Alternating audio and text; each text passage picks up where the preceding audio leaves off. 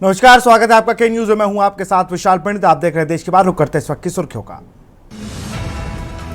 भारत ने पाकिस्तान से आयात पर लगाया ban. Jabalpur Chandrapur ordnance factory में छुट्टियां कैंसिल।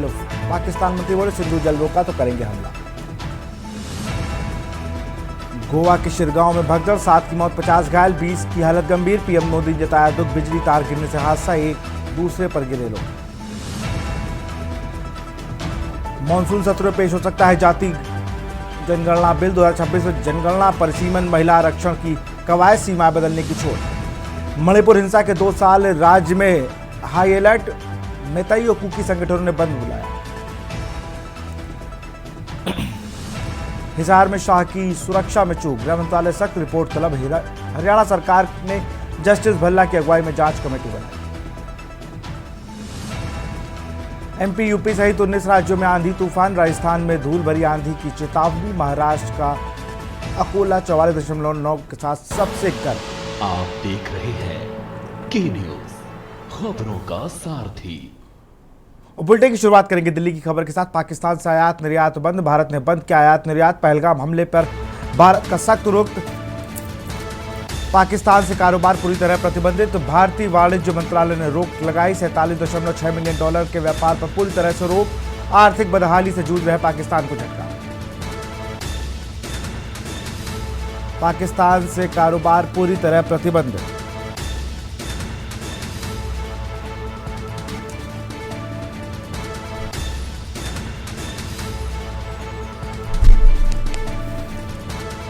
भारतीय वाणिज्य मंत्रालय ने रोक लगाई। 47.6 मिलियन डॉलर के व्यापार पर पूरी तरह रोक।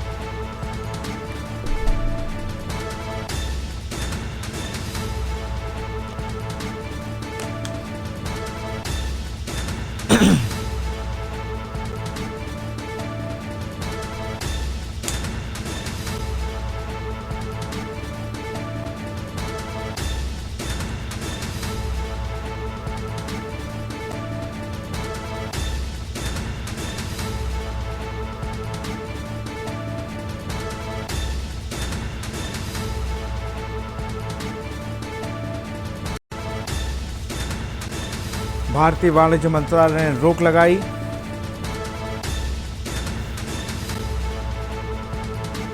$47.6 मिलियन डॉलर के व्यापार पर पूरी तरह रोक।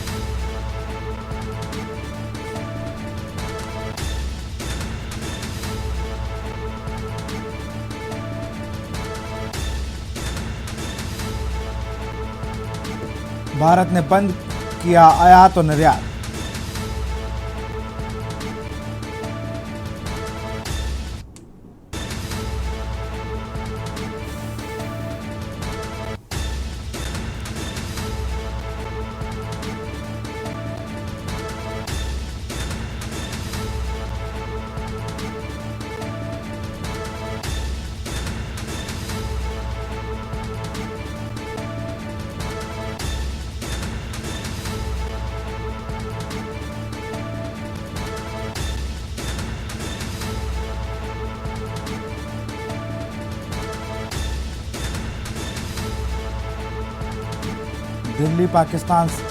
दिल्ली से खबर, पाकिस्तान से आयात और निर्यात खत्म।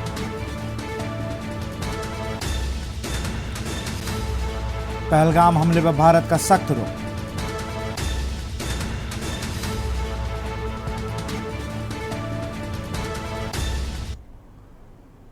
फरीदाबाद में शुक्रवार को हुई तेज बारिश के बाद शहर के कई हिस्सों में जलभराव देखने को मिला। वहीं एक गाड़ी रेलवे अंडरपास के नीचे पानी में डूब गई। हालात का जायजा लेते हुए मेयर प्रवीण बत्रा जोशी ने दावा किया है कि पहले की तुलना में जलभराव की स्थिति में काफ़ी सुधार हुआ है। उन्होंने कहा कि नगर निगम द्वारा नालों की लगातार सफाई करवाई जा रही है, जिसके चलते अधिकांश इलाकों में पानी कुछ ही देर में निकल गया।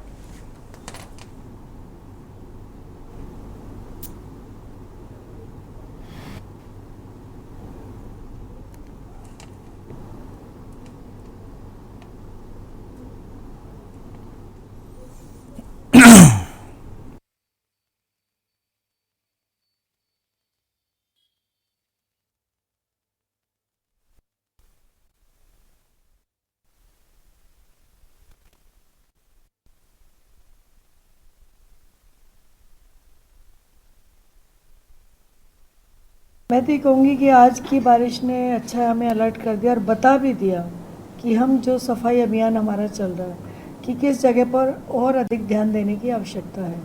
जैसे आपने नीलम फ्लाईओवर की बात की, तो बाकी और जगह पर जो हमने देखा आज पानी का ठहराव बहुत कम था या कई जगह पर था ही नहीं। जिन जगह पर पूरा पूरा दिन रहता था आज वहाँ नहीं था, तो जिन जगह पर था तो आज हम उन पर और ध्यान देंगे।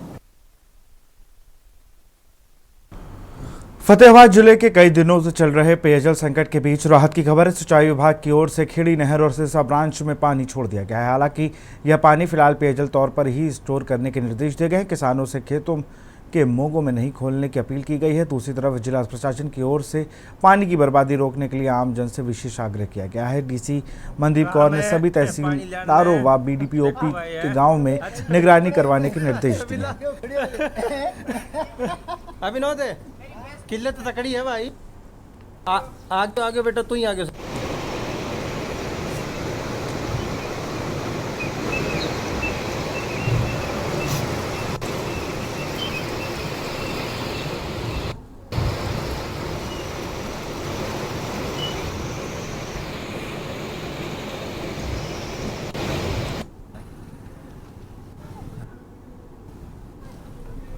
कोई हाल है क्यों? भाई चल पड़े गढ़वाड़ो लेके ड्रा में पानी लाना है। देखो भाई है अभी नो दे किल्लत तकड़ी है भाई। आगे आगे बेटा, तू ही आगे। आपके माध्यम से ये रिक्वेस्ट है सभी को कि जितने भी वाटर रिजर्वायर्स हैं उनको भर लिया जाए और ये प्राइमरीली ड्रिंकिंग वाटर है और इसका बिल्कुल भी वेस्टेज ना की जाए, ना गाड़ियाँ धोने के लिए, ना घरों में इस तरीके से पाइप चलाने के लिए, ना जो गांव में लोगों को, मेरे बच्चों को भी, बड़ों को भी, बुज़ुर्गों को भी और महिलाओं को भी मेरी रिक्वेस्ट है, अपील है कि कहीं पे भी आपको पानी की कोई टूटी खुली दिखती है तो आप कृपया उसको बंद कर दीजिए, क्योंकि ये पानी जो वेस्ट हो रहा है वो तो वेस्ट हो जाएगा। अदरवाइज़ जो अगर हम बंद कर देंगे तो वो हमारे ही गांव का टैंक में से पानी निकल रहा है तो वो हमारे ही काम आएगा अगले दिन। तो अगर हम इस तरीके से पानी लगातार टूटी खुली है और वो चलती जा रही है तो वो तो दैट इज़ वेस्टेज। तो फिर कैनाल से पानी रेजरवायर में ले आके, वाटर टैंक में ले आके लोगों को घरों तक पहुंचाने का कोई फ़ायदा नहीं अगर टूटी से पानी निकल के फिर वापस नालियों में ही जा रहा है। तो मेरी ये रिक्वेस्ट है और इसी तरीके से मैंने सब तहसीलदार्स को, बीडीओज़ को भी कहा है कि आप इस बात का ध्यान रखेंगे और एडीसी और एसडीएम भी राउंड पे रहेंगे और हम सब फील्ड में रहेंगे ये देखने के लिए कि पानी की ऑप्टिमल यूटिलाइजेशन हो रही है। फतेहाबाद पुलिस अधीक्षक सिद्धांत जैन आईपीएस के दिशा निर्देशानुसार चलाए जा रहे नशा मुक्ति फतेहाबाद के तहत जिला भर के में नाकाबंदी व चेकिंग अभियान चलाकर नशे नाश तस्करों की कमर तोड़ रही है। वहीं गली मोहल्ले, स्कूल व चेक चौराहों पर जागरूकता कैंप लगाकर आमजन के नशे के दुष्परिणामों के बारे में जागरूक कर रही है।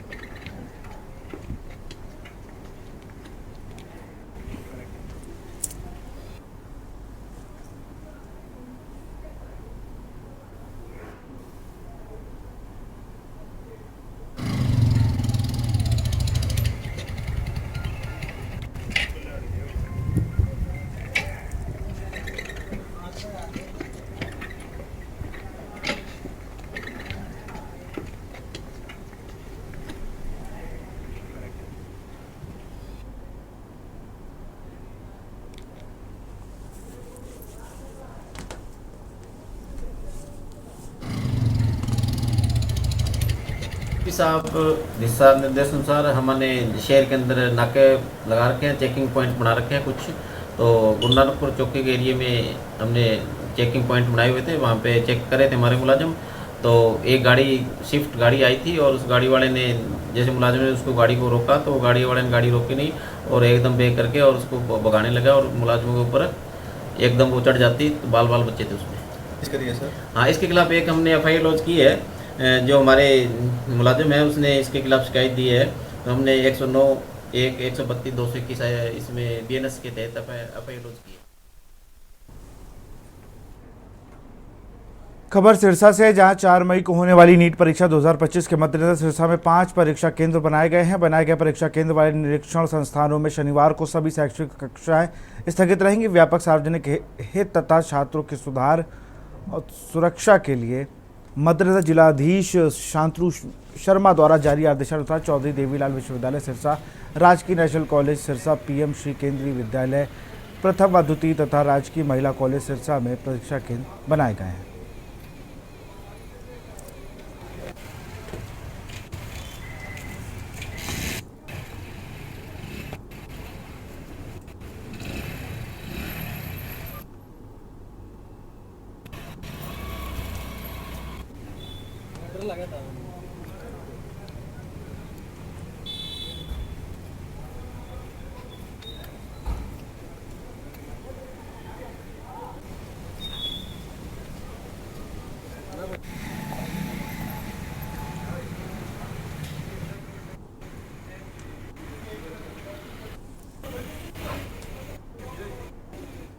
पंजाब के मोगा जिले में पुलिस को एक बड़ी कामयाबी हाथ लगी है। गेहूं की कटाई के लिए आए प्रवासी मजदूरों में से 2 ने अपने ही तीसरे साथी की हत्या कर दी, जिसके बाद पुलिस ने महज 12 घंटे के भीतर दोनों आरोपियों को गिरफ्तार कर लिया। डीसीपी निहाल सिंह अनवर अली ने बताया कि गांव के घोलिया खुर्द निवासी गुरमीत सिंह ने शिकायत दर्ज कराई थी कि उसके खेत में काम कर रहे 3 मजदूरों में से एक विजय की 30 अप्रैल की रात को हत्या कर दी गई। जांच में सामने आया कि विजय की हत्या उसी के साथ काम करने वाले महेश राम और राम शरण ने मिलकर की थी।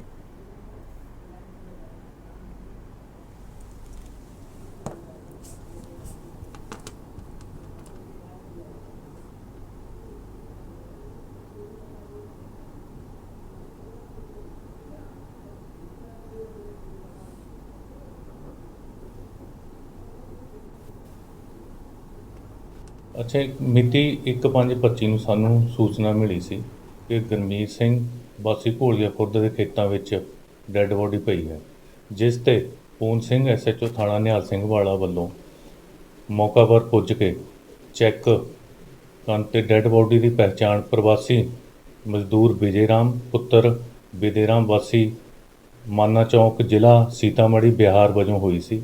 ਅਜੇ ਗਾਂਧੀ ਐਸਐਸਪੀ ਸਾਹਿਬ ਮੋਗਾ ਜੀ ਦੀਆਂ ਹਦਾਇਤਾਂ ਤੇ ਮੁਕੱਦਮਾ ਦਰਜ ਕਰਕੇ ਤਫਤੀਸ਼ ਅਮਲ ਵਿੱਚ ਲਿਆਂਦੀ ਗਈ ਸੀ।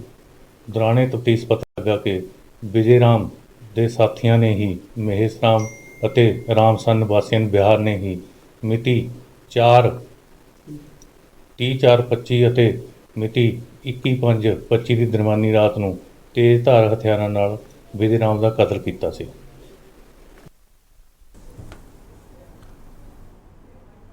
अंबिकापुर से खबर है, सरगुजा में तेज रफ्तार का कहर, खड़ी पिकअप से टकराकर युवक की दर्दनाक मौत। नशे में धुत बाइक सवार युवक ने पहले बैरिकेड्स को ठोका, फिर खड़ी पिकअप से टकरा गया। बाइक सवार घटनास्थल पर ही हुई युवक की दर्दनाक मौत।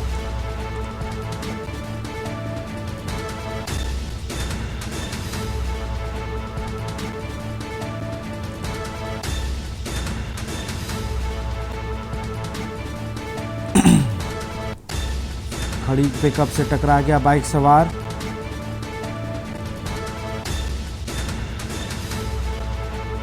घटनास्थल पर हुई युवक की दर्दनाक मौत। पथलगांव अंबिकापुर मुख्य मार्ग NH43 के पास हादसा। घटनास्थल पर पहुंची सीतापुर पुलिस की टीम।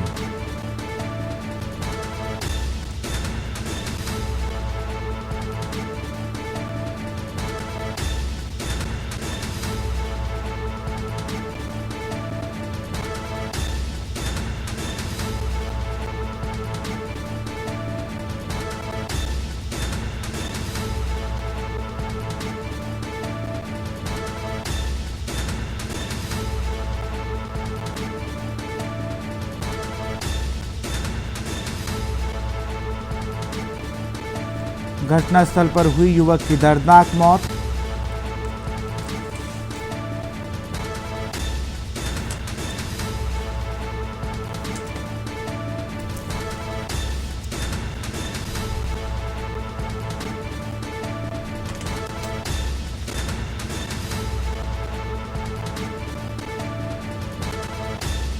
अंबिकापुर से खबर, सरगुजा में तेज रफ्तार का कहर।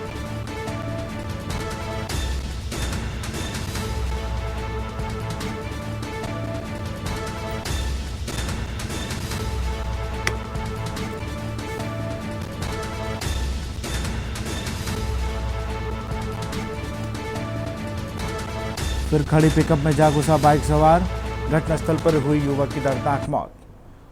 और इसी बीच लखनऊ से खबर आ रही, खबर आपको लखनऊ से बता रहे हैं। सीएम योगी ने आवास विभाग की बैठक के दिए निर्देश। विकास प्राधिकरणों के सीएम योगी के निर्देश।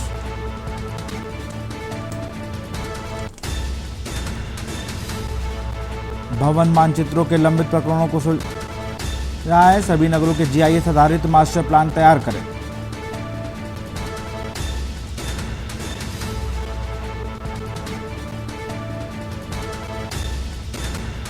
कानपुर, आगरा और लखनऊ को विशेष निर्देश। मेट्रो परियोजनाएं समय से पूर्ण किए जाएं। और इसी खबर पर अधिक जानकारी के साथ हमारे संवाददाता कौशलेंद्र जुड़ चुके। कौशलेंद्र, अगर बात की जाए तो सीएम योगी ने सख्त निर्देश दिए हैं, सारे जो कार्य हैं, जो नक्शे पास होने हैं, कहीं अगर वो अटके हो तो उनको जल्दी से क्लियर किया जाए, तेजी लाई जाए कामों में। बिल्कुल, देखिए आपको बताएं कि मुख्यमंत्री योगी आदित्यनाथ ने आज आवास विभाग की जो है समीक्षा बैठक की और समीक्षा बैठक करने के बाद उन्होंने अफसरों को दिशा निर्देश दिया कि जितने भी ये मामले लंबित हैं आवास के जो है उनके तत्काल उनका निस्तारण किया जाए। और जो नए नीति है, जो सरकार नई पॉलिसी ला रही है, उनका उन मंडलों में जो है नया क्रियान्वयन किया जाए, जिससे जून से लेकर दिसंबर तक वो भी कार्य को सुचारू रूप से शुरू कर दिया जाए और नए जो आवास हैं, गरीबों से लेकर तमाम जो आवास नीति है उस पर अमल किया जाए, उनको आवास मिल सके। अफसरों को ये भी बताया गया कि जो डिजिटलीकरण है उस पर ज्यादा फोकस दिया जाए, इससे पारदर्शिता रहती है, लोगों को जो है समझ में आता है कि हाँ हमारे काम में पारदर्शिता लाई गई है। अगर जो चीजें ऑनलाइन रहेगी वो सब देख सकते हैं, अगर जो है फाइलों में हेर फेर होगा तो उसका भी जो है खुलासा हो सकेगा और जो अफसर लापरवाही करेंगे उनके भी जो है चिन्हित कर लिया जाएगा। बिल्कुल कौशलेंद्र, आप बने रहिए हमारे साथ। आपको पता है सभी नगरों के जीआईएस आधारित मास्टर प्लान तैयार करें, मेट्रो के काम में तेजी लाएं और उन्हें मई माह के अंत तक अनुमोदित कराए जाएं। कानपुर, आगरा और लखनऊ पर विशेष ध्यान। और इसी बीच लखनऊ से एक और खबर आपको बता रहे हैं। इसी बीच लखनऊ से एक और खबर, आउटसोर्स कर्मियों को मिलेगी राहत। कर्मियों को एजेंसियों के उत्पीड़न से मिलेगी राहत। आउटसोर्स सेवा निगम का गठन जल्द होगा।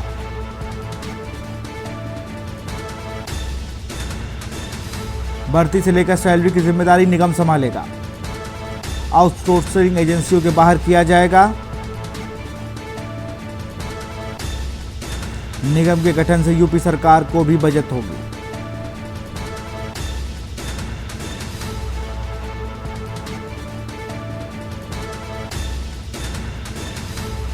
अगली कैबिनेट में आ सकता है गठन का प्रस्ताव।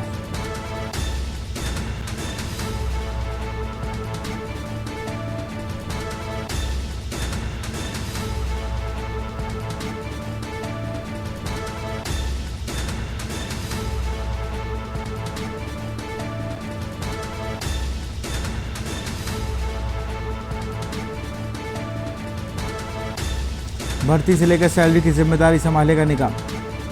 आउटसोर्सिंग एजेंसियों को बाहर किया जाएगा। इसी खबर पर अधिक जानकारी के साथ कौशलेंद्र हमारे संवाददाता बने हुए हैं। कौशलेंद्र, एक बड़ी राहत की खबर है आउटसोर्सिंग कर्मचारियों के लिए। बिल्कुल, देखिए आपको बताएं कि जैसे आउटसोर्सिंग जो कर्मी हैं और जिनको आउटसोर्स कंपनियां एजेंसियां जो भर्ती करती हैं, आपने देखा होगा कई ऐसे भ्रष्टाचार के मामले सामने आए जिसमें उनके रिन्यूअल और या उनकी भर्ती के नाम पे पैसे वसूले जाते हैं। और ये जब मामला खुल गया था उसमें यूपी सरकार की बत पिटी। यूपी सरकार ने फैसला लिया है कि क्यों न एक आउटसोर्स निगम का गठन कर लिया जाए, जिसमें जो है जो विभाग को आउटसोर्स कर्मियों का आवश्यकता है वो निगम ही उनको उपलब्ध कराएगा और जो उनकी भर्ती प्रक्रिया है सब निगम देखेगा। वहीं सैलरी की भी जो जिम्मेदारी वो निगम देखेगा, जिससे समय से उन कर्मचारियों को जो आउटसोर्स माध्यम से जो भर्ती हुए हैं उनकी जो है सैलरी की जिम्मेदारी समय से उनको सैलरी मिल पाएगी। वहीं जो ईपीएफ है और ईएसएस जो उनके फॉर्म जो भरवाए जाते हैं, उनके खाते में जो पैसा जाता है लेट लगी के कारण उसमें पैसा नहीं जा पाता है, तो भी कर्मचारियों को काफी नुकसान होता है। इसलिए यूपी सरकार ये फैसला लेने जा रही है कि एक जो है आउटसोर्स निगम का गठन कर लिया जाए और हो सकता है कि यूपी सरकार जो अगली कैबिनेट बैठक होगी उसमें प्रस्ताव लाकर इसको पास करवाए और निगम का गठन करके इस पे कार्य शुरू कर दिया जाए। जी बिल्कुल, बहुत बहुत आप बने रहिए कौशलेंद्र हमारे साथ। आउटसोर्स सेवा निगम का गठन जल्द होगा। और इसी बीच एक और खबर आपको लखनऊ से बता रहे हैं। सीएम योगी ने राजस्व विभाग की समीक्षा।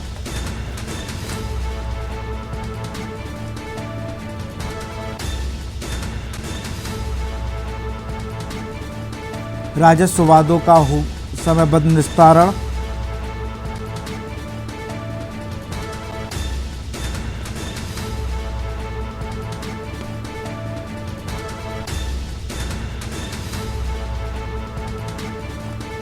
इसी खबर पर अधिक जानकारी के साथ कौशलेंद्र हमारे संवाददाता बने हुए हैं। कौशलेंद्र, अगर बात करें तो अफसरों और राजस्व के मामलों को जल्द निपटाने के निर्देश दिए हैं। जी बिल्कुल, देखिए मुख्यमंत्री योगी आदित्यनाथ ने आज अपने आवास, सरकारी आवास पे बैठक की है, जिसमें राजस्व विभाग के साथ जो है समीक्षा बैठक की गई, जिसमें उन्होंने अफसरों को दिशा निर्देश दिया कि जो विवादित जो राजस्व जो मामले हैं उनको जल्द निपटारा किया जाए और डिजिटीकरण करके उनको जो है जल्द उनको उनकी जो नामांतरण है तमाम प्रक्रिया उसको पूरी कर ली जाए। वहीं उन्होंने कहा कि जिस जमीन पर जो विवाद नहीं है, गैर विवादित जो जमीनें हैं उनमें नामांतरण उनका 15 दिन के अंदर उनका नामांतरण कर दिया जाए, उसमें लेट लतीफी नहीं होनी चाहिए। देखिए जो राजस्व का मामला होता है वो कहीं न कहीं तहसील से अफसर से सब शुरू होता है। अगर तहसील के जो अफसर हैं, कर्मचारी हैं, अगर सही समय पे ध्यान दे दें, चाहे वो रिपोर्ट वगैरह लगा दें, तो देखिए राजस्व के जो मामले बढ़ रहे हैं वो कम होंगे। इसीलिए समीक्षा बैठक करके मुख्यमंत्री योगी आदित्यनाथ ने इसके पहले भी दिशा निर्देश दिया था सभी अफसरों को राजस्व पे कि जल्दी जो है इनकी चौपाल लगा के जो राजस्ववाद है उनको निपटाए जाए। लेकिन कहीं न कहीं लेट लतीफी के कारण फिर आज उन्होंने समीक्षा बैठक की और अफसरों को टाइट किया कि इस पे तुरंत फोकस किया जाए और कहीं न कहीं जो राजस्व जो मामले बढ़ रहे हैं उस पर कमी लाई जाए। बिल्कुल, बहुत बहुत शुक्रिया आपका कौशलेंद्र तमाम जानकारी के लिए।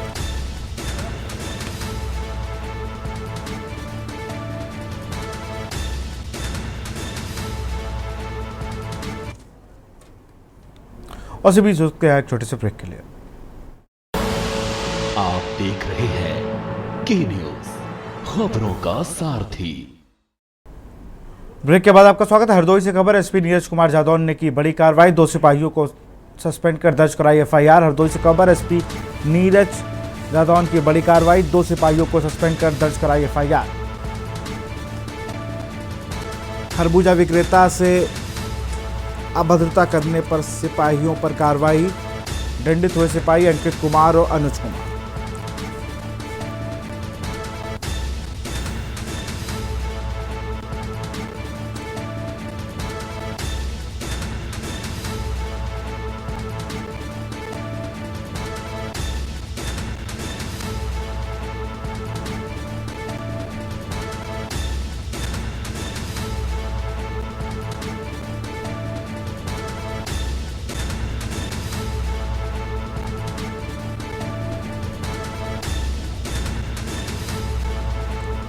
दो सिपाहियों को सस्पेंड कर दर्ज कराई एफआईआर।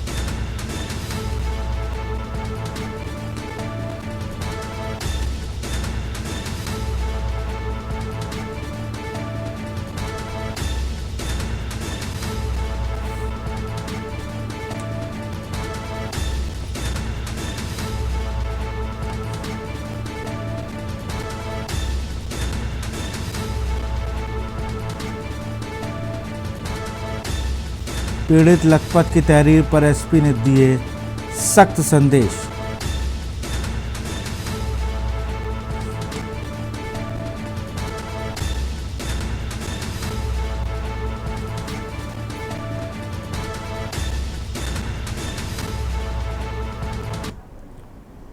हमीरपुर से खबर। पिता ने फांसी लगाकर की आत्महत्या। बुजुर्ग ने पेड़ पर फांसी लगाकर की आत्महत्या। बेटी की शादी से पहले ही की आत्महत्या। शादी के खर्चे को लेकर परेशान रहता था मृतक। 18 मई को मृतक की बेटी की होनी थी शादी। बुजुर्ग की मौत से परिजनों में मचा कोहराम। पुलिस में शव कब्जे को लेकर पोस्टमार्टम के लिए भेजा।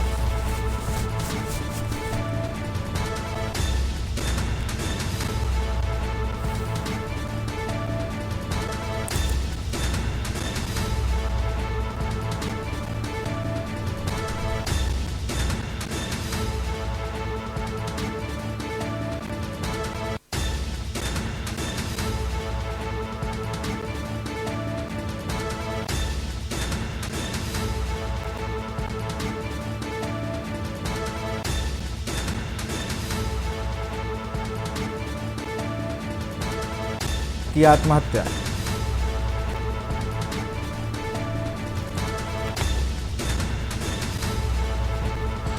बेटी की शादी से पहले की आत्महत्या।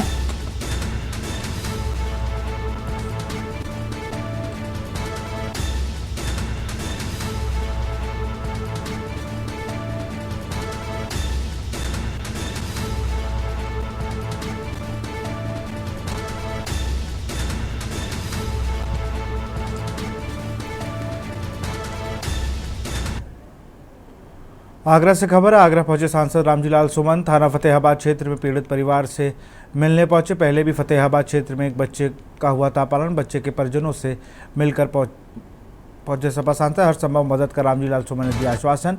मौके पर एसीपी फतेहाबाद से पूरी घटना की ली जानकारी। सरकार में दलितों पर अत्याचार बढ़ा, गरीब परिवार के बच्चों का अपहरण हुआ है। सपा सांसद ने आरोप लगाया और पुलिस मासूम को जल्द बरामद करे।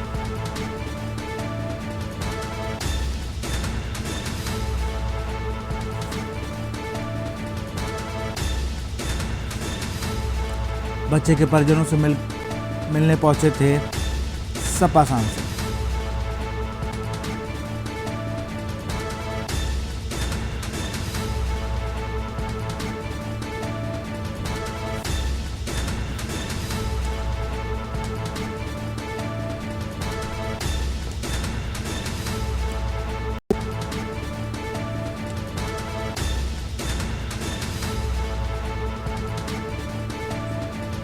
गरीब परिवार के बच्चे का अपहरण हुआ। सपा सांसद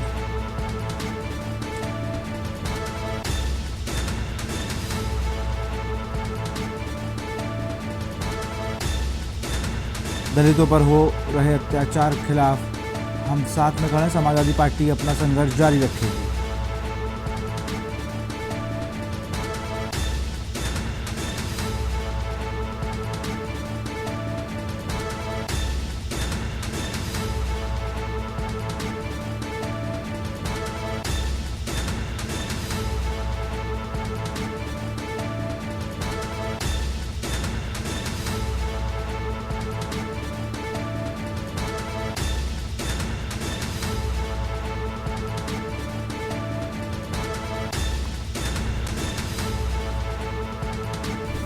मौके पर एसीपी फतेहाबाद से पूरे मामले की जानकारी ली। सरकार में दलितों पर अत्याचार बढ़ा। सपा सांसद का सरकार पर गंभीर आरोप। गरीब परिवार के बच्चों का अपहरण हुआ। सपा सांसद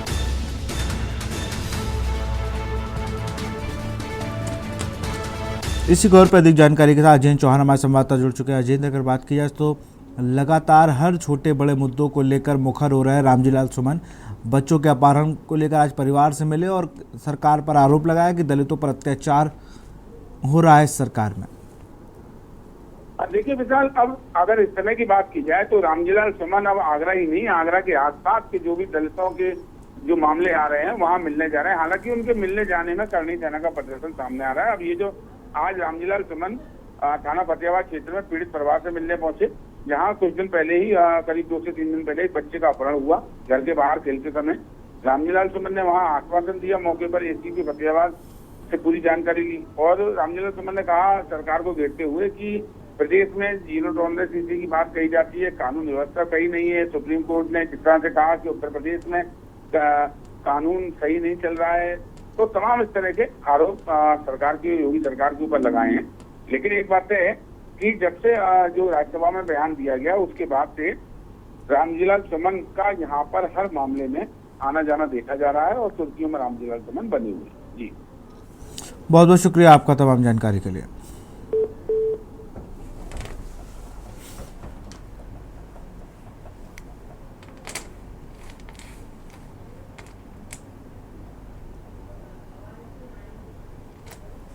थाना फतेहाबाद क्षेत्र में पीड़ित परिवार से मिले रामजीलाल सुमन।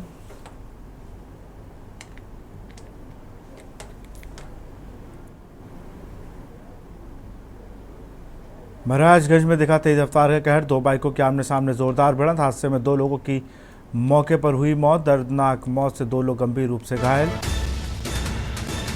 सूचना पर मौके पर पहुंची स्थानीय पुलिस। एम्बुलेंस की मदद से घायलों को भेजा गया अस्पताल। पुलिस ने शव को कब्जे में लेकर पोस्टमार्टम के लिए भेजा। मामले में आगे की कार्रवाई में जुटी पुलिस। निचौल थाना क्षेत्र के चिहोट्टा पुरेना मार्ग की पूरी घटना।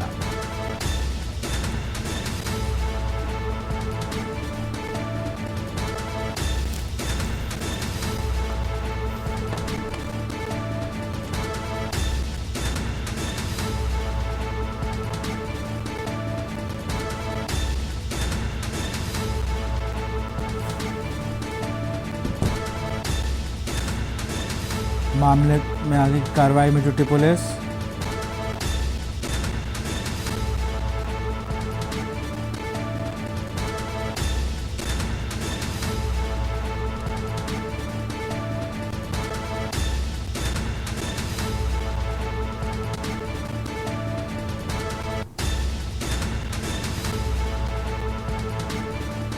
निचौल थाना क्षेत्र के चुहटा पुरवा का पूरा मामला।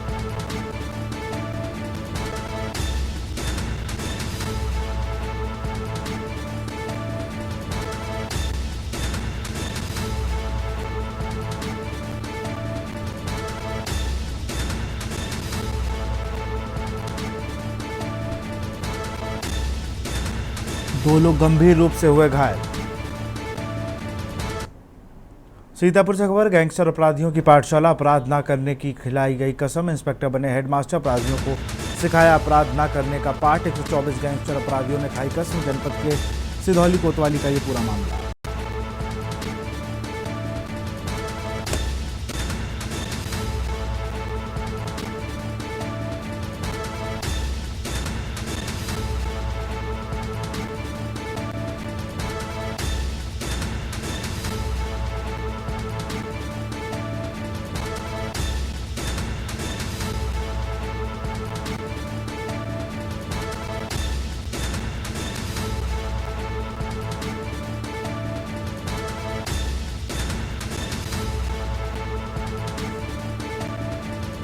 जनपद के सिधौली कोतवाली का ये पूरा मामला।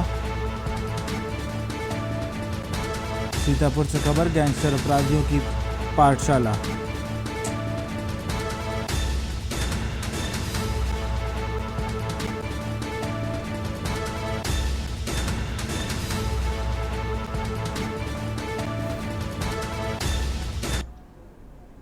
हरदोई से खबर, पुलिस की मौजूदगी में दबंगों ने घर में की मारपीट। बहू के परिजनों ने घर में घुसकर लाठी डंडों से जमकर पीटा। पीड़ित महिला ने बहू के परिजनों पर लूटने का लगाया आरोप। सिपाही के कहने पर महिला ने खोला था घर का दरवाजा। पीड़ित ने सांडी कोतवाली पहुंचकर थाने में दी तहरीर। हरदोई के सांडी कस्बे का ये पूरा मामला।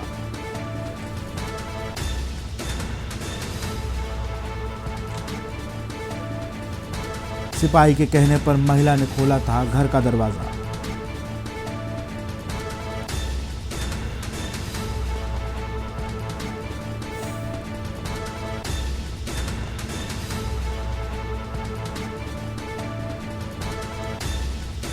पीड़ित ने सांडी कोतवाली पहुंचकर थाने में दी तहरीर।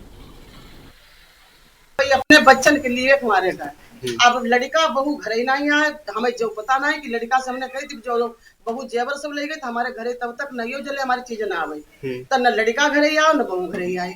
अब इनने जा दबंगई हमारे संगम करी है तभी अपनी पत्नी ले गए। हमारी क्या गलती।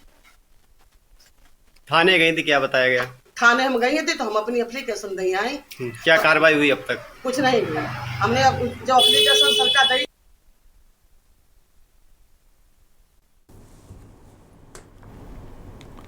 बुलंदशहर से खबर है, जहां पोलियो ग्रसित 6 वर्षीय अवनी की मौत। ट्रेन में सफर के दौरान हुई अवनी की मौत।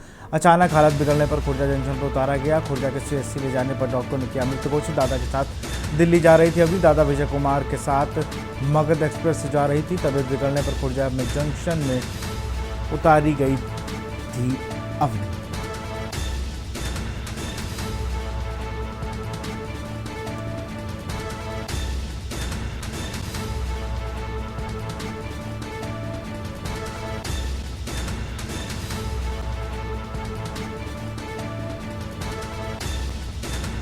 दादा के साथ दिल्ली जा रही थी अवनी।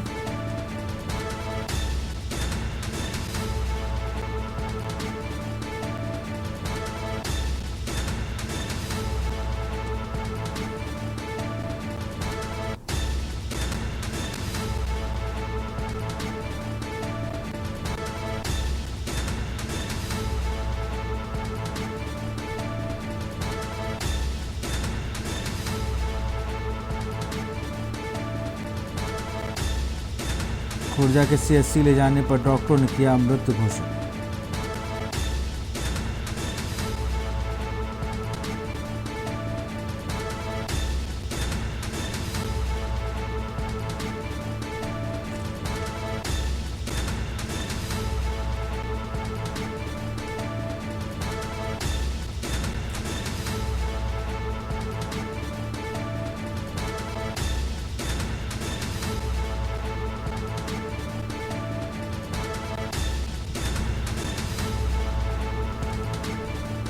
ट्रेन में सफर के दौरान अवनी की मौत।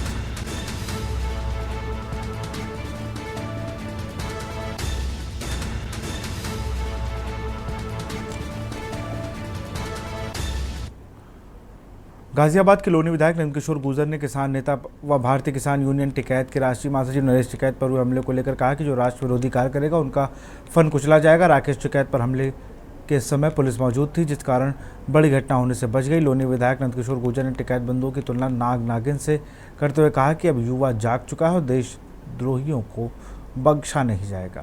की बात नहीं है। टिकैत जो है, मुझे लगता है नरेश टिकैत जी को हम समझदार व्यक्ति और लोग मानते भी हैं। राकेश जी के बयान पता नहीं क्या हो गया है। बाबा टिकैत जी का सभी सम्मान करते थे और उनके पीछे वो किसानों की बात करते थे और किसानों के मसलों की बात करते थे, लेकिन धारा 370 का विरोध करना, खालिस्तानियों के साथ खड़ा हो जाना, तिरंगे को उतार देना, उसके बाद कहना कि बीजेपी के लोग थे। अब कल तो पूरा समाज था वहाँ, कल तो कोई बीजेपी के लोग नहीं थे, पूरा सनातन। तो उन्हें ये समझना चाहिए कि समाज में आपसे लोग नफरत करने लगे, लोगों में नफरत का भाव आ गया है कि ये राष्ट्र विरोधी हैं। भारत के लोग मैं बधाई देना चाहता हूँ। अब हिंदुस्तान में जो भारत के खिलाफ, देश के खिलाफ बोलेगा, पाकिस्तान के साथ खड़ा होगा, जो सुरक्षा बलों पर सवाल उठाएगा, तो देश के प्रधानमंत्री सभी के होते हैं, प्रधानमंत्री किसी पार्टी के नहीं होते, अपनी केंद्र सरकार को ही कहेगा कि उन्होंने हमला कराया है, जबकि ये प्रमाणित हो गया है। ये हमला पूरी तरह से पाकिस्तान ने किया, उनके आई कार्ड मिल गए। कानपुर के पौष इलाकों को जल भराव की समस्या निजात दिलाने के लिए नालों पर किए गए अतिक्रमण को नगर निगम द्वारा ध्वस्त कराया जाए, जिसकी कमान खुद महापौर प्रमिला पांडे ने संभाली हुई। बरसात के मौसम में चुन्नीगंज सिविल लाइंस एलगन मिल के आसपास VIP रोड पर भारी जल भराव हो जाता था। इस बार जल भराव की स्थिति ना हो, इसके लिए नगर निगम ने विशेष अभियान शुरू किया है। मेयर का कहना है कि नालों की सफाई ठीक तरह से ना होने के चलते यह स्थिति उत्पन्न होती है, जिसके चलते इस बार जो भी पक्के कब्जे नाले पर किए गए हैं उनको बुलडोजर के जरिए गिराया जा रहा है, जिससे बरसात के मौसम में के पहले नालों को अच्छी तरह से साफ कराया जा सके। जब तक साफ नहीं होगा हमारा अतिक्रमण निरंतर 18 जगह हो रहा है और कोई व्यक्ति ये नहीं कह सकता हमको कि ये तोड़ा ये जोड़ा। एक लाइन से नाले के ऊपर का क्या कहते हैं अतिक्रमण। ये जो हमारा आपने देखा होगा, आप बराबर आप लोग छापते हो मेरी बुराई, कि पूरा खलासी लाइन बह गया, पूरा चुन्नीगंज बह गया, पूरा सिविल लाइन बह गया। ये इसी का कारण है। आप उसको दिखाइए, आप आगे अगर दिखाना चाहती हैं तो आप उस नाले को दिखाइए जो नाला बिल्कुल बंद है और नीचे 10 फुट है, नाला बंद है। पानी कहाँ से जाएगा, सीवर कहाँ जाएगा? ये जितनी बस्ती है सब अवैध है, एक सीवर सारा इनका इसमें डला है। तो कम से कम नाला छोड़ के तो बनाते, कम से कम 300 पक्के मकान गिरेंगे तब नाला साफ होगा। कहीं कहीं विरोध भी किया जा रहा है। विरोध तो वही करेंगे जो गलत है। सही आदमी मेरा विरोध नहीं कर रहा। आप यहाँ से जाकर देख लो, पूरा रोड उठा के देख लो, ठीक है। पीलीभीत में अवैध मजार का मामला सामने आया, जिसको लेकर राष्ट्रीय योगी सेना ने ज्ञापन सौंपा और पुलिस के साथ मिलकर उस अवैध मजार को तोड़ दिया। यह मजार एक हिंदू परिवार के घर के अंदर बनाई गई थी। पीलीभीत के बेलसांडा थाना क्षेत्र में पड़ने वाले सिमुआ गांव के रहने वाले धीरज के घर पर अवैध रूप से 5 मज़ारों का निर्माण कर दिया गया था। बताया जा रहा है कि गांव के ही कुछ मुसलमानों द्वारा उसको बरगलाया गया। इसके बाद उसने अपने घर के अंदर ही 5 मज़ारों का निर्माण करा दिया।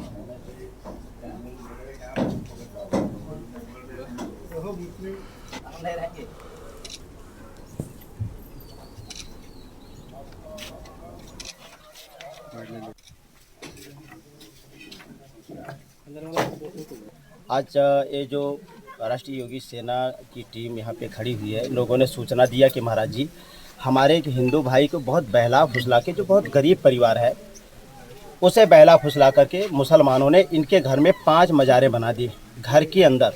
और आज हम सब जो है कि प्रशासन की मदद से उस मज़ार को तोड़वा रहे हैं ताकि धर्म परिवर्तन हो। इनका धर्म भी परिवर्तन करा रहे थे।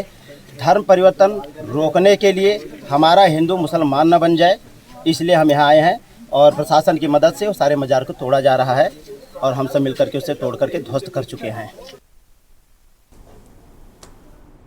इटावा के उर्साहपुर में बीएससी के छात्रा ने दूसरे संप्रदाय के लड़के द्वारा आए दिन छेड़े जाने से तंग आकर जहर खाकर जान दे दी। 1 सप्ताह पहले ही पीड़ित ने थाने में लड़के के विरुद्ध शिकायत की थी। शिकायत के बाद कार्रवाई न होने से तंग आकर लड़की ने जहर खा लिया। गंभीर हालत में उसे सिफाई अस्पताल में भर्ती कराया गया, जहां इलाज के दौरान उसकी मौत हो गई। पिता ने गांव के ही युवक पर प्रताड़ित करने का आरोप लगाया। उर्साहर थाना क्षेत्र के कदमपुर निवासी पीड़ित की 19 वर्षीय पुत्री बीएससी के दूसरे वर्ष में छात्रा थी।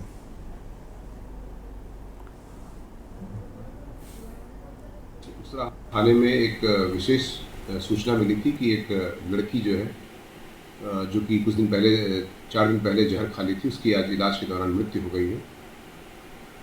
तो उनके पिता की तहरीर के आधार पर अभियोग दर्ज कर लिया गया है और परिजनों के द्वारा जो अवगत कराया गया है कि कोई व्यक्ति उन्हें परेशान करता था, उसके आधार पर उनके खिलाफ नियमानुसार अभियोग दर्ज होकर के उनकी पुलिस अभिरक्षा में ले लिया गया है दोनों अभियुक्तों को, तथा उनके खिलाफ सख्त से सख्त कार्रवाई प्रचलित है।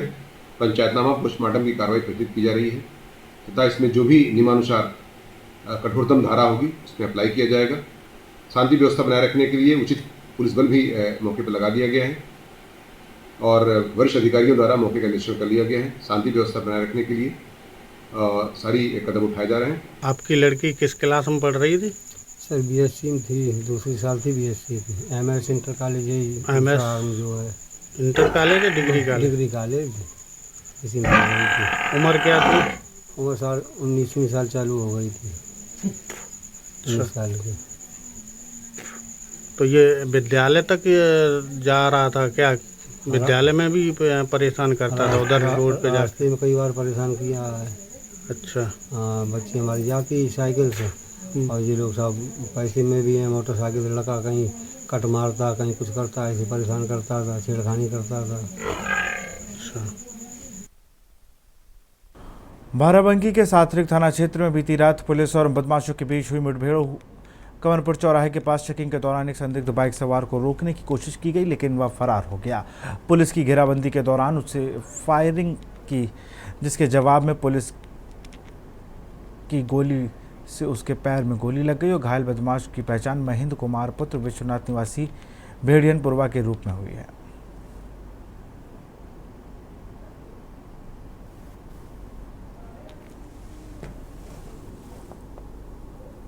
आज सात्रिक थाना में बरौली जाटा के पास हुई पुलिस के साथ एक मुठभेड़ में महेंद्र नामक एक बदमाश आत्मरक्षा पुलिस के द्वारा की गई फायरिंग में गोली लगने से घायल हुआ, जिसको इलाज के लिए हॉस्पिटल भेजा गया है। इस बदमाश से प्राथमिक पूछताछ में जानकारी हुई कि यह बदमाश ऑलरेडी इसी थाने से 2 घटनाओं में वांछित चल रहा था चोरी के। इस बदमाश पर आधा दर्जन से अधिक अभियोग पंजीकृत हैं, जिसमें लखनऊ में भी मुकदमा कायम है और जनपद बाराबंकी में भी कायम है। इस बदमाश के पास से चोरी गई इलेक्ट्रॉनिक सामान मिले हैं। ट्रकों पर अनलोड की जा रही सुपारी की जानकारी मिलने के बाद राज्य कर विभाग ने ट्रांसपोर्ट नगर स्थित सुपारी कारोबारी के यहाँ छापेमारी करी। 15 सदस्यीय टीम ने सुपारी कारोबारी के 3 ठिकानों पर छापेमारी की गई। छापेमारी के दौरान ट्रांसपोर्ट नगर स्थित गोदाम में लगभग 40 टन सुपारी बरामद हुई, जिसकी कीमत अधिकारियों द्वारा 125 करोड़ रुपए बताई जा रही है। इस दौरान राज्य कर कानपुर सुषमा सिंह ने बताया कि खुफिया तंत्रों ने सूचना मिली कि वहां वाहनों में सुपारी का माल अनलोड हो रहा है, जिस पर अपर आयुक्त ग्रेड 1 सैमुअल पॉल को जानकारी दी गई। अपर आयुक्त के निर्देश पर सचल दल को रेकी के लिए रवाना किया गया। सुपारी व्यापारी के 3 ठिकानों पर एसबीआई की टीम ने सचल दल के साथ मौजूद रही। ट्रांसपोर्ट नगर में 1.25 करोड़ की सुपारी पकड़ी गई और मौके पर कोई भी स्टाफ रजिस्टर और पपत्र नहीं दिखा पाया। कल लगभग 10 बजे यह सूचना मिली कि 2 छोटे वाहनों से ट्रांसपोर्ट नगर में एक गोदाम पर सुपारी का माल अनलोड हो रहा था। अपर आयुक्त ग्रेड 1 श्री सैमुअल पाल एन सर को सूचना दी गई और उनके निर्देश पर तत्काल यहां सचल दल के अधिकारियों को रेकी के लिए रवाना कर दिया गया। रेकी में इस तथ्य की पुष्टि हो जाने के बाद तत्काल ही एसआईबी की टीम भी रवाना हुई और फर्म के 3 व्यापार स्थलों को कवर किया गया, जिसमें लगभग टीम में 15 अधिकारी शामिल थे। देर रात तक कार्यवाही चली और उस कार्यवाही में ट्रांसपोर्ट नगर गोदाम में लगभग 1.25 करोड़ की सुपारी मिली, जहां कोई भी स्टॉक रजिस्टर और प्रपत्र नहीं रखा गया था, जिसके कारण 1.25 करोड़ का ही पूरा ही माल जो है वो सीज कर दिया गया और व्यापारी को की अभिरक्षा में उस माल को दे दिया गया।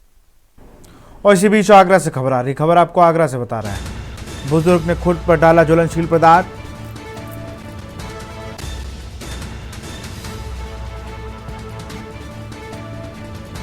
स्टाफ ने बुजुर्ग के हाथों से छीना ज्वलनशील पदार्थ। लगातार चक्कर लगाकर परेशान हुआ युवक।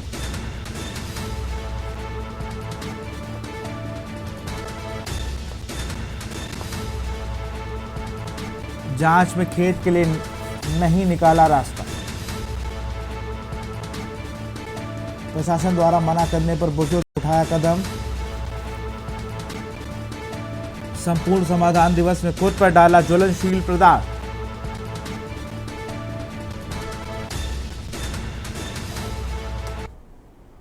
और सीधे आपको ले चलते हैं चंडीगढ़, जहां पर हरियाणा सीएम ने सिंह सैनी का कुछ कहना सुन लेते हैं। सबसे कम रहा है इस समय, जल स्तर उन वर्षों से कहीं ज्यादा है। आज अगर हम देखें, मैं यह भी बता कि वर्ष 2019 में जल स्तर 1623 था, तो उस समय 0.553 MAF पानी फालतू हो गया और उसे फेंकना पड़ा था, जो करके वो पाकिस्तान चला जाता है। इसी वर्ष 2015-16 में पानी पड़ा था और उस समय जो जल स्तर वर्गाकार जल स्तर के बराबर था। मतलब यह है कि हमें बांध में पानी निक पड़ता है अगर बांध में एक लेवल से ज्यादा पानी हो जाता है, ताकि बरसात के समय उसे भरा जा सके। अब भी पानी फेंकना पड़ सकता है और वह पानी पाकिस्तान जाएगा। अगर अब भी फेंकेंगे तो पाएगा। जल स्तर को हर वर्ष लगभग 8500 क्यूसिक पानी मिलता रहा है। राज्यों की मांग पर हर 15 दिन में कम होती रहती है। जो राज्यों की मांग आती है हर 15 वो कम ज्यादा होती रहती है, जिसे बी की एक तकनीकी कमेटी द्वारा होता है। गत 26 अप्रैल को मैंने भगवंत मान जी से फोन पर बताया कि बीबीएमबी की टेक्निकल कमेटी ने पंजाब, हरियाणा, दिल्ली और राजस्थान पानी छोड़ने का जो निर्णय 23 अप्रैल को लिया था, उसके क्रियान्वयन में पंजाब के अधिकारी आ रहे हैं। उस दिन मान साहब ने मुझे आश्वासन दिया था कि वे तुरंत अपने अधिकारियों को देकर कल ही इसका समाधान सुनिश्चित करवा। इस मामले में 27 अप्रैल को दोपहर तक जब पंजाब के अधिकारियों ने कुछ नहीं, तो मैंने फिर भगवंत मान जी को पत्र लिख करके इन तथ्यों से अवगत कराया। बड़ी बात है कि 48 घंटे तक मेरे पत्र का जवाब नहीं दिया, बल्कि मान साहब ने अपनी राजनीति को ऊपर रखते हुए वीडियो जारी करके तथ्यों को दरकिनार करते हुए जनता करने का प्रयास किया। यही नहीं, हरियाणा पर जबरदस्ती करने का आरोप लगा रहे हैं, पूर्ण है। जबकि बीबीएमबी की बैठक के प्रबंधन ने बैठक बुलाई थी और कभी भी वह बैठक अधिकार है बीबीएमबी को। हम जो नियम के अनुसार चले हैं और चल रहे हैं, क्योंकि बीबीएमबी ने बैठक बुलाई और उसी ने निर्णय। जबरदस्ती तो मान साहब ने की है, सरकार ने की है, कि जिसने बीबीएमबी के फैसले को भी दिया है और उसको लागू करने की बजाय वहां पर पुलिस बटन किया है। आखिर ऐसा क्यों किया गया है, ये जानना चाहता। मैं तो आज भी यही कह रहा हूं कि भाजी हमारा रिश्तेदार है।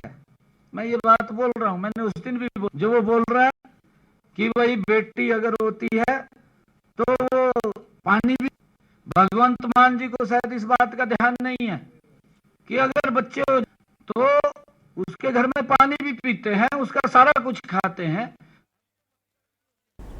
लखनऊ से सिटी मॉन्टेसरी स्कूल द्वारा 3 दिवसीय अंतर्राष्ट्रीय प्रधानाचार्य सम्मेलन का आयोजन किया गया, जिसमें ऑस्ट्रेलिया, मॉरिशस, नेपाल और भारत के विभिन्न राज्यों से आए प्रधानाचार्यों और शिक्षाविदों ने भाग लिया। यह भव्य आयोजन गोल्ड सिटी कैंपस, ओपलिंग रोड कैंपस और राजेंद्र नगर द्वितीय कैंपस की संयुक्त मेजबानी में हो रहा है। इस सम्मेलन का उद्देश्य वैश्विक शिक्षा पद्धति पर रचनात्मक बदलाव लाना है और शिक्षा छात्रों संबंधों को मजबूत करना है। कार्यक्रम का शुभारंभ सीएमएस प्रबंधक प्रोफेसर गीता गांधी किंगडन के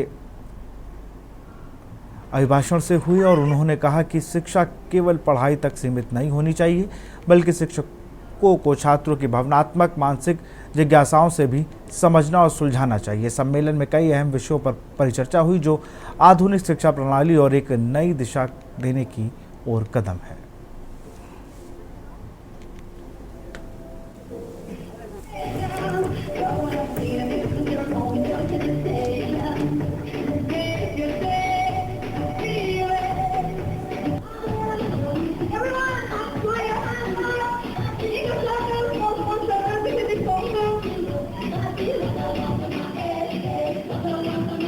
जो भावी पीढ़ी के उज्जवल भविष्य हेतु यहाँ एकत्रित हुए हैं। वास्तव में आज शिक्षा की परिभाषा केवल भूगोल, गणित, इतिहास व अन्य विषयों तक सीमित नहीं है, अपितु अत्यंत व्यापक हो गई है। शिक्षा का महत्व इस बात में निहित है कि शिक्षा छात्रों के सर्वांगीण विकास एवं विश्वव्यापी दृष्टिकोण का माध्यम बन सके। कि इस दौर में भावी पीढ़ी को कैसे विश्व समाज का नेतृत्व करने हेतु तैयार करें। यहाँ पधारे शिक्षाविदों का मानना है कि समय के अनुसार शिक्षा पद्धति में बदलाव लाना चाहिए। हमें शिक्षा को क्लासरूम से निकालकर जीवन से जोड़ना है और वह छात्रों में इतना आत्मबल भरना है कि वे चुनौतियों का सामना करने में सक्षम बने। जो नवीन सोच है जिनकी, और जो शिक्षा के नए एक्सपेरिमेंट्स कर रहे हैं और एक्सपेरिमेंट्स के आधार पर शिक्षा के जगत को एक राह दिखा रहे हैं, उस तरीके के बहुत ही अनुभवी जो शिक्षाविद हैं वो यहाँ पर हैं, जिनके माध्यम से हम लोग सब सीखेंगे और सभी स्कूल को आगे बढ़ने की प्रेरणा भी मिलेगी। तो फिलहाल देश की बात में इतना ही। देखते रहिए के न्यूज़ इंडिया। नमस्कार। आप देख रहे हैं के न्यूज़, खबरों का सारथी।